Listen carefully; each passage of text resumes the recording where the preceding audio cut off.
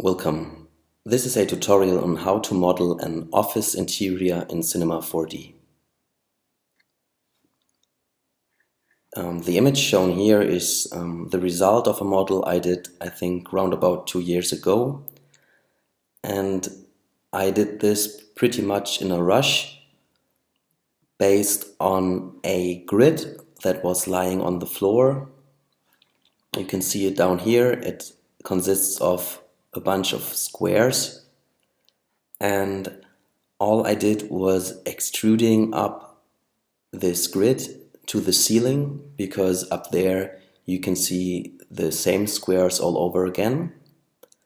And after extruding it, I cutted some loops along the walls to get windows.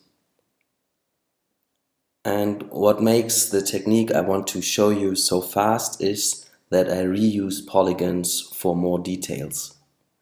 For example, the lamps up here or the ventilation system just consists of these squares again that are just cut up. And the pillars here consists of the squares on the floor, so that makes a really nice model in the end with good proportions. Architects do that pretty much the same.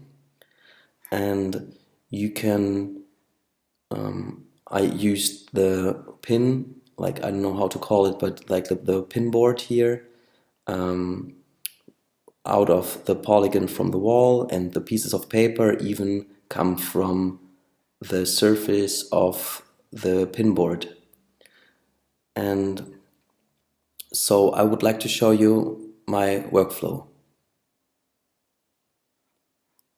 For that, we just go to 3D view, and the first thing, I don't use the cube object so much when I start with a model, but rather a polygon. So you can create a polygon here, and I don't really like this blue color. I think it's too dark, so I cannot see any details later on. So I go to Mode, Project, and change it back to gray.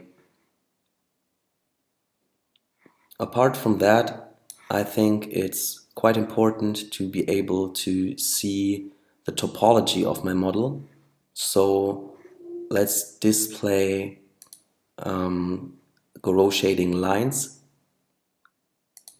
so I can see all the edges. If you want to have more information about how many points and edges your model has and how many of them you just selected, you can go to Mode, and then there should be View Settings. You can also press Shift V on your keyboard, and here you can just go to HUD, and so you get displayed the total number of objects, the total points, edges and polygons, and the same with selected point, edges and polygons. So these are the main things I always have checked, and later on when we convert our geometry, they will be displayed. For example, if I click on my polygon again and convert it, then I can switch to point modes and it shows all the points there are. And once I select another one of those points, it says you have 4 points in total and one of them is just selected. So you might think, why do you need that information? It's kind of obvious. And well, it is in this case, but there will be situations in where you are, like, depending on the view angle, where you cannot be so sure whether anything is selected or not, and then sometimes I can just quickly check, okay, 1 point is perfect, or no, like I need 2 points, and this is a great help with more complex models. And another thing that's essential for modeling quickly is to have shortcuts. I created a tutorial on how to customize Cinema 4D a few months or maybe 1 or 2 years back. And if you want to be able to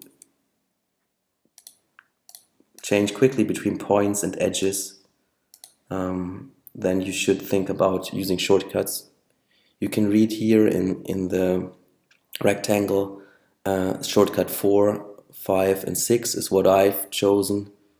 Same for model is 7, for selecting is 9, for selecting rectangles is 0, and that's pretty much of what I use, apart from another shortcut. Let's just delete polygon, and when I press 1, I automatically get a polygon,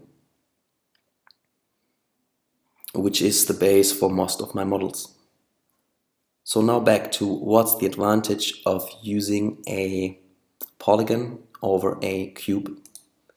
It's simply that when I have a cube, I get maybe more polygons than I actually need, and even worse, the axis is in the center of the cube. So when I create a polygon, I can still make a cube out of this, but the axis is on the floor, is like on the bottom of the object. So this saves me some work.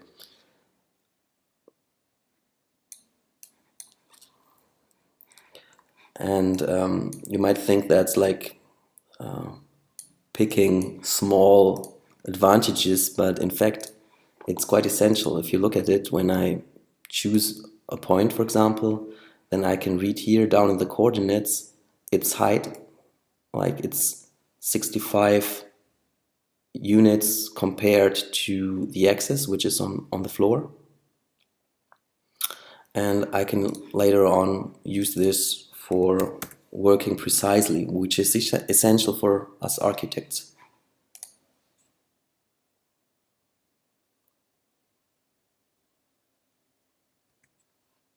So let's just have a look at it again. I can just create a polygon, and I might cut it up.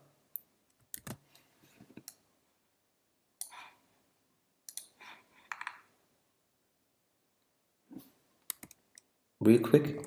I can subdivide it several times, so it's basically a grid. And I can subdivide it smoothly, so I can use it as a base for more organic things.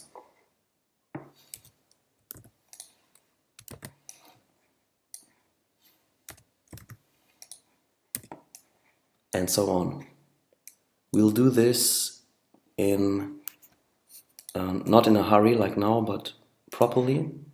But to me, this was and is the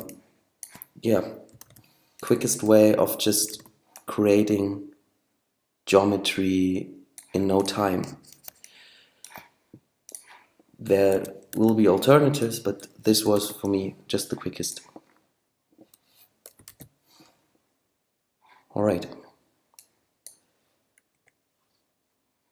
In this case, I will not use a polygon now, but a grid. Why do I do this? Because the polygon has one disadvantage.